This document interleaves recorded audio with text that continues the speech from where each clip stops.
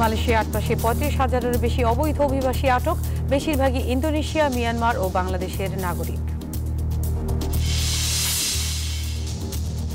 এক দশক পর ব্রিকলেনে ফিরছে জনপ্রিয় কারি ফেস্টিভ্যাল, প্রবাসী বাংলাদেশি ও লন্ডনবাসীর মতো উৎসব ঘিরে উচ্ছ্বাস।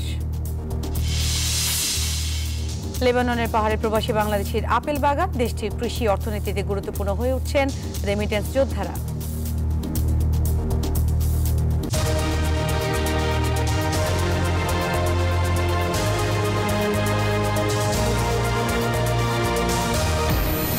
স্বাগত জানাচ্ছি প্রবাসী সংবাদে। এই মুহূর্তের খবরে আপনাদের সাথে আছি আমি নুসরাত আফরিন। দেখছিলেন বিআরবি কেবল সংবাদ শিরোনাম। এবার বিস্তারিত। মালয়েশিয়ায় চলতি বছরের জানুয়ারি থেকে আগস্ট পর্যন্ত ৮ মাসে ৩৫,২২৫ জন অবৈধ অভিবাসীকে আটক করেছে দেশটির অভিবাসন বিভাগ। শুক্রবার এক বিবৃতিতে স্বরাষ্ট্রমন্ত্রী সাইফুদ্দিন নাসুশন ইসমাইল এই তথ্য জানান। তিনি বলেন, আটককৃতদের বেশিরভাগই ইন্দোনেশিয়া, মিয়ানমার ও বাংলাদেশের নাগরিক। অভিযোগ করা হয়েছে অবৈধভাবে প্রবেশ, মেয়াদোত্তীর্ণ ভিসা এবং ওয়ার্ক পারমিট অপব্যবহারের কারণে তাদের আটক করা হয়। এ সময় সারা দেশে ৯,৫০০টি অভিযান চালিয়ে ১,৫২,০০০ জনের বৈধতা যাচাই করা হয়। এছাড়া অবৈধ অভিবাসীদের নিয়োগ বা আশ্রয় দেওয়ার দায়ে ১,৩৯৫ জন নিয়োগকর্তার বিরুদ্ধেও ব্যবস্থা নেওয়া হয়েছে। মন্ত্রী জানান, ২৮ আগস্ট পর্যন্ত ৩৬,৫৫৭ জন বিদেশিকে নিজ দেশে ফেরত পাঠানো হয়েছে। একই দিনে অবৈধ প্রবাসীদের জন্য নতুন জরিমানা নীতি কার্যকরের ঘোষণা দেন তিনি। লন্ডনের ব্রিকলেনে প্রায় ৯ বছর পর আবারও বসতে যাচ্ছে বহু প্রতীক্ষিত কারি উৎসব। London Bangla Town business association ও টাওয়ার হ্যামলেটস কাউন্সিলের যৌথ আয়োজনে ১৯ থেকে ২১ সেপ্টেম্বর ৩ দিন এই উৎসব চলবে। কারি উৎসব ঘিরে প্রবাসী বাংলাদেশি ও লন্ডনবাসীদের মধ্যে দেখা গেছে উচ্ছ্বাস। উৎসবে ব্রিকলেন মুখরিত হবে হাজারো মানুষের কোলাহলে। চলবে লাইভ কুকিং শো, সাংস্কৃতিক পরিবেশনা, স্ট্রিট আর্ট, শোভাযাত্রা এবং নানা বিনোদন। অংশগ্রহণকারী রেস্টুরেন্টগুলো ২০% ছাড় দিচ্ছে, যা পেতে হলে ইভেন্ট ব্রাইটে বিনামূল্যে টিকিট বুক করতে হবে। ইতিমধ্যেই রেজিস্ট্রেশন করেছেন ৫,০০০-এরও বেশি মানুষ। শেফরা বিশেষ রেসিপি নিয়ে হাজির হবেন বলে জানিয়েছেন সেলিব্রিটি শেফ আতিক মিয়া। এই উৎসব উপলক্ষে ব্রিকলেনে মিট দ্য প্রেস আয়োজন করা হবে। কারি, সংস্কৃতি আর কমিউনিটির এই উৎসব ব্রিকলেনকে আবারও ফিরিয়ে দেবে তার খেতাব, এমনটাই মনে করেন আয়োজকরা। Amrar Curry Festival it's a 3-day event. Starts on the 19th of September and the main day is Sunday the 21st of September. বাঙালির শিকড় থেকে আমরা বাঙালির অস্তিত্ব শুরু হয়েছে। সো আমরা চাইমু এই কারি ফেস্টিভ্যালের মাধ্যমে আমরা হেনা উৎসব থাকবো। লেবাননের ফারাইয়ার পাহাড়ি অঞ্চলে প্রবাসী এক বাংলাদেশির হাতে গড়ে উঠেছে সৌন্দর্যময় আপেল বাগান। প্রায় ৩ বিঘা জায়গা জুড়ে বিস্তৃত এই বাগান এখন স্থানীয়দের কাছে এক আকর্ষণীয় ফলের রাজ্য। লেবানন থেকে মিলন খানের তথ্যচিত্রে ডেস্ক রিপোর্ট। প্রায় ১২০০ থেকে ২০০০ মিটার উচ্চতা, ঠান্ডা ও শুষ্ক আবহাওয়ায় লেবাননের ফারাইয়ার পাহাড়ি অঞ্চলে গড়ে উঠেছে মনোমুগ্ধকর আপেল বাগান। রয়েছে ৩০০টিরও বেশি আপেল গাছ। উৎপাদিত হচ্ছে জনপ্রিয় জাতের আপেল গালা, গ্রানি স্মিথ, স্টারকিং, গোল্ডেন ও রেড ডেলিশিয়াস, যার মধ্যে গালা জাতের চাষি বেশি। ৩ বিঘা জমিতে প্রায় ৩০০+ গাছ আছে। আর আপেলগুলা অনেক ফ্রেশ আপেল, হরমোনাল মুক্ত, এটা অন্য জাতে, আর এগুলা স্পেশালি এটা অনেক মিষ্টি আপেল। আগস্ট থেকে অক্টোবর মৌসুম পর্যন্ত চলে ফল সংগ্রহ। কৃত্রিম সার বা কীটনাশক ব্যবহার না করায় ফল হচ্ছে স্বাস্থ্যসম্মত ও সুস্বাদু। পাহাড়ি জমিতে এই বাগান লেবাননের কৃষি অর্থনীতির গুরুত্বপূর্ণ অংশ হয়ে উঠেছে, যেখানে অসংখ্য প্রবাসী বাংলাদেশি যুক্ত হয়ে ভূমিকা রাখছেন। ফলনের মুক্ত আপেল পাড়াটার যে কি একটা অনুভূতি, সেটা ভাষায় প্রকাশ করতে পারবো না। তাজা আপেল এবং গাছ থেকে পায়রা খাওয়াটা অনেক খিজে পড়ার ভাষা নাই। প্রবাসী ও দেশের আমেজ ছড়িয়ে দিচ্ছেন বাংলাদেশিরা। লেবাননের পাহাড়ে তারই এক অনন্য উদাহরণ এই আপেল বাগান। Desk report, news 24। কাতারের দোহায় বীর মুক্তিযোদ্ধা আবুল হারিস চৌধুরীর মৃত্যুবার্ষিকী উপলক্ষে শোকসভা ও দোয়া মাহফিল অনুষ্ঠিত হয়েছে। সাবেক প্রধানমন্ত্রী বেগম খালেদা জিয়ার এই রাজনৈতিক সচিবের এটি ৪র্থ মৃত্যুবার্ষিকী। দোহার পুরাতন সবজি মার্কেটের ৫ ফোরন রেস্টুরেন্টে আয়োজিত এই অনুষ্ঠানে সভাপতিত্ব করেন সংগঠনের সভাপতি হাসান আহমেদ এবং পরিচালনা করেন সাধারণ সম্পাদক শাহিন আহমেদ। প্রধান অতিথি হিসেবে উপস্থিত ছিলেন সিলেট জেলা জাতীয়তাবাদী ফোরাম কাতারের উপদেষ্টা আব্দুল নূর আজাদ। বিশেষ অতিথি ছিলেন বিএনপি নেতা মোহাম্মদ বাহারউদ্দিন, আমিনুল হক, খসরু মিয়া পঙ্কি, ফাউন্ডেশনের উপদেষ্টা মাস্টার সৈয়দ মাহবুবুর রহমান সহ আরও অনেকে।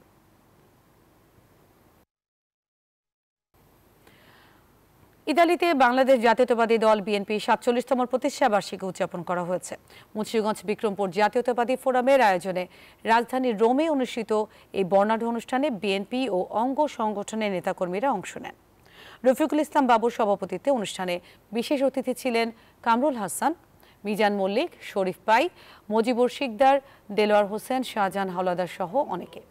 বক্তারা বিএনপি প্রতিষ্ঠার ইতিহাস, গণতন্ত্র পুনরুদ্ধারের সংগ্রাম এবং প্রবাসী দলের ঐক্য জোরদারের উপর গুরুত্বারোপ করেন।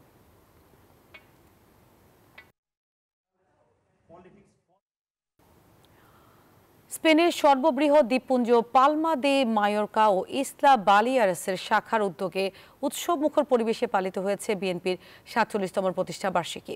শুক্রবার স্থানীয় একটি রেস্টুরেন্টে জাকির হোসেনের সভাপতিত্বে বক্তব্য রাখেন প্রধান উপদেষ্টা মোহাম্মদ সালাউদ্দিন, উপদেষ্টা মোহাম্মদ সেলিমিয়া, সিনিয়র যুগ্ম সম্পাদক শাহ আলম মিন্টু, যুগ্ম আহ্বায়ক মাহবুবুর রহমান মিলন, কামরুজ্জামান কামরান, শাহিন আহমেদ, মোহাম্মদ সালাউদ্দিন সহ আরও অনেকে।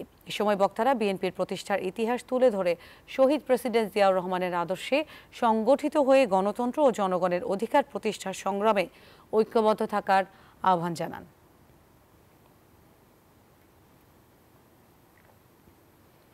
শহীদ প্রেসিডেন্ট জিয়াউর রহমান বিএনপি প্রতিষ্ঠার মধ্য দিয়ে বাংলাদেশে আদর্শিক রাজনৈতিক ধারার সূচনা করেন।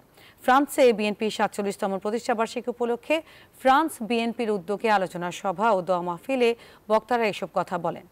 বৃহত্তর প্যারিস অঞ্চলের স্তা এলাকায় অবস্থিত বাংলাদেশ কমিউনিটি মসজিদ ও ইসলামিক সেন্টারের হলে এই অনুষ্ঠানের আয়োজন করা হয়। ভার্চুয়ালি প্রধান অতিথি হিসেবে যুক্ত ছিলেন বিএনপির আন্তর্জাতিক বিষয়ক সম্পাদক ও সাবেক ছাত্রনেতা আনোয়ার হোসেন খোকন। সভায় ফ্রান্স বিএনপির সর্বস্তরের নেতাকর্মী সহ বিভিন্ন সামাজিক সংগঠনের প্রতিনিধিরা অংশ নেন। বক্তারা বলেন, বাংলাদেশের জাতীয়তাবাদী আদর্শ ও শহীদ জিয়ার নামে দেশের মানুষের হৃদয়ে চিরদিন অম্লান থাকবে। মালদ্বীপে যথাযোগ্য মর্যাদা, জাঁকজমক এবং ভাবগাম্ভীর্যের মধ্য দিয়ে উদযাপিত হলো বাংলাদেশ জাতীয়তাবাদী দল বিএনপি ৪৭তম প্রতিষ্ঠা বার্ষিকী। রাজধানী মালের সি বিল্ডিং হলরুমে প্রবাসী বিএনপি নেতাকর্মীদের স্বতঃস্ফূর্ত অংশগ্রহণে অনুষ্ঠিত হয় প্রতিষ্ঠা বার্ষিকীর আয়োজন। ইমরান তালুকদারের তথ্যচিত্রে ডেস্ক রিপোর্ট। পবিত্র কোরআন থেকে তেলাওয়াতের মধ্য দিয়ে সূচনা হয় বিএনপির ৪৭তম প্রতিষ্ঠাবার্ষিকী অনুষ্ঠান। পরে দলের প্রতিষ্ঠাতা শহীদ রাষ্ট্রপতি জিয়া রহমান সহ ৪৭, ৫২, ৭১, ২৪-এর সকল শহীদদের স্মরণে ১ মিনিট নীরবতা পালন করা হয়।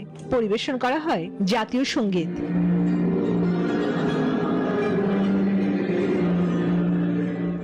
অনুষ্ঠানে প্রধান অতিথি হিসেবে ভার্চুয়ালি যুক্ত ছিলেন বিএনপির কার্যনির্বাহী পরিষদের আন্তর্জাতিক বিষয়ক সম্পাদক আনোয়ার হোসেন খোকন। আর অনুষ্ঠানটি সভাপতিত্ব করেন মালদ্বীপ বিএনপির সভাপতি মোহাম্মদ খলিলুর রহমান। প্রবাসী নেতাকর্মীদের উপস্থিতিতে অনুষ্ঠানে আলোচনা সভা, দলীয় কর্মসূচি ও প্রতিষ্ঠা বার্ষিকীর তাৎপর্য তুলে ধরা হয়।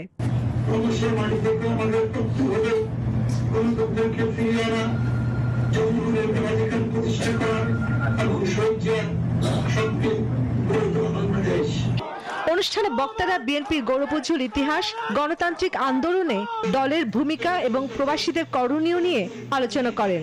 বিএনপি বিশ্বাস করে জনগণের ভোটে ক্ষমতায় আসার জন্য।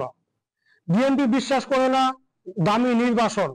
বিএনপি বিশ্বাস করে না দিনের ভোট আঁকড়ে। আপনাদের বিপদে আপদে প্রত্যেকটি ক্ষেত্রে আপনারা যখন আমাকে ডাকবেন, আমি জহির মালদ্বীপ থাকবো কি থাকবো না, আমি যতদিন থাকি আপনাদের পাশে থাকবো। আগামী জাতীয় নির্বাচনে বিএনপির বিজয় নিশ্চিত করতে প্রবাসীদের ঐক্যবদ্ধ ভূমিকা রাখার আহ্বান জানান বক্তারা।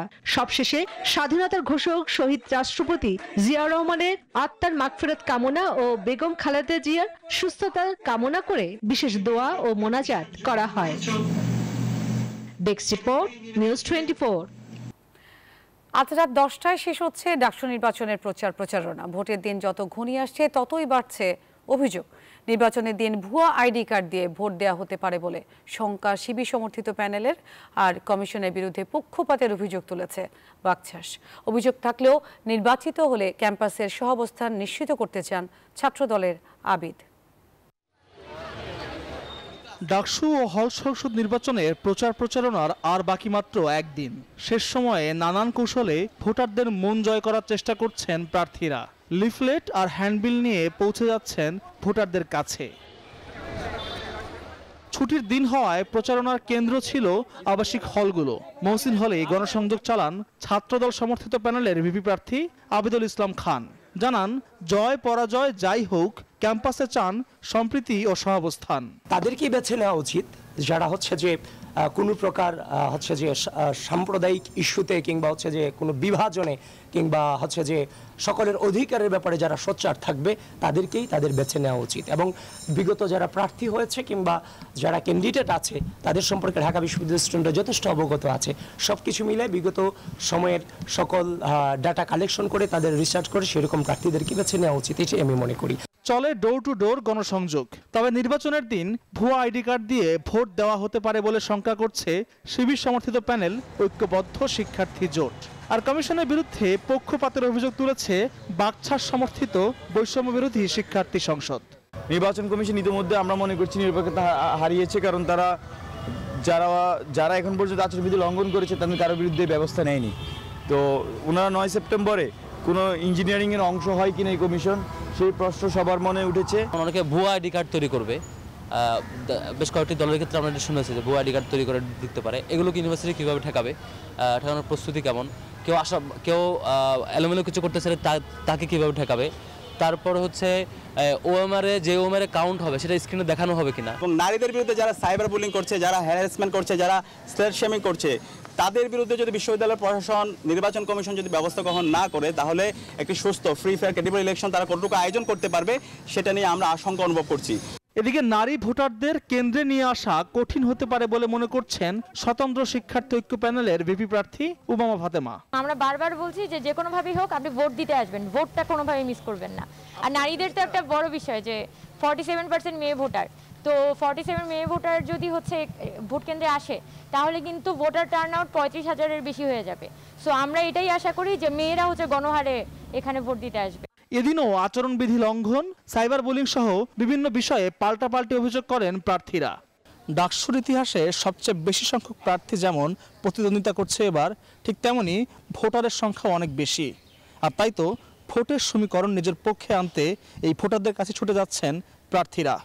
সব অভিযোগ ছাপিয়ে এখন একটি সুষ্ঠু ও অবাধ নির্বাচনের প্রত্যাশা সবারই। আল মোহাইমিনুল খান, নিউজ 24, ঢাকা। এদিকে জাকসু নির্বাচনের মাঠে ইশতেহার ঘোষণা করেছে ছাত্রদল সমর্থিত প্যানেল। আবাসন ও পরিবহন সংকট দূর করা, খাবারের মান উন্নয়নের লড়াই সহ 8 দফা অঙ্গীকার তাদের। অন্যান্য প্যানেলেও প্রচারে মুখর। ভোট চেয়ে দিনরাত এক করে চলছে জনসংযোগ।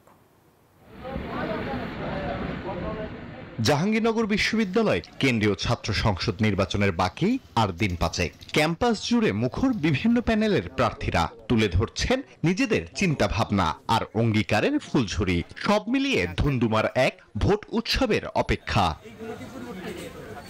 নবম দিনের প্রচারে নেমে 8 দফা ইশতেহার ঘোষণা করল ছাত্রদল সমর্থিত প্যানেল। নেতারা তুলে ধরলেন নানান সংকটের সমাধান আর নিরাপদ ক্যাম্পাস গড়তে লড়াইয়ের অঙ্গীকারনামা। শারীরিক প্রতিবন্ধী শিক্ষার্থীদের পূর্ণ একাডেমিক সুযোগ সুবিধা নিশ্চিত করতে হবে। হলগুলোতে উচ্চগতির ইন্টারনেট সার্ভিস নিশ্চিত করতে হবে। সকল অফিসিয়াল কাজের যাবতীয় প্রশাসনিক কার্যক্রমকে সম্পূর্ণরূপে ডিজিটালাইজ করা হবে। আবাসন ও পরিবহন সংকট, হলের খাবার নিম্নমান সহ নানান ইস্যুতে সারা বছর সরব যাবে ক্যাম্পাস। প্রার্থীরা বলছেন এবার শিক্ষার্থীদের ম্যান্ডেট নিয়ে লড়াই হবে আরো জোরে সোরে। পরিবেশ, পরিবহন, তারপরে স্বাস্থ্য, খাদ্য সব বিষয়ে আমরা তুলে ধরি। আপনারা অবশ্যই ভোট দেওয়ার পূর্বে যোগ্যতা দেখে ভোট দিবেন। স্বজনপ্রীতির ঊর্ধ্বে প্রতিষ্ঠিত হোক যোগ্যতার মর্যাদা। 33 বছর ভোট দিতে পারেননি যাবে শিক্ষার্থীরা। তারা বলছেন এবার এসেছে গণতান্ত্রিক চর্চার বড় সুযোগ। শান্তিপূর্ণ ভোট আয়োজনে প্রস্তুত নির্বাচন কমিশন। সবই অবজার্ভ করছে, আমাদের রেকর্ডে আছে। যারা আমরা সকলকে দায়িত্বশীল হওয়ার জন্য সকল প্রার্থীকে অনুরোধ করব।